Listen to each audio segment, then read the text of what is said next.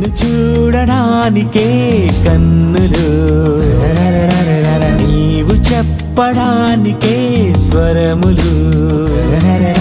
నిన్ను చూడడానికే కన్నులు, నీవు చెప్పడానికే స్వరములు. ఉన్న ఈ కన్నులు నేత్రాశ తీర్చుటకు కాదులే, నేత్రాశ కొరకు ఆ దేవుడు ఈ అవయవం చెయ్యలేదులే. నేత్రాశ తండ్రి వలనే పుట్టలేదులే, దుష్టుడే ఆశ చూపి త్రిప్పుతాడులే. హవ్వకు ఫలములు చూపించి పుట్టించాడు నేత్రాశలే.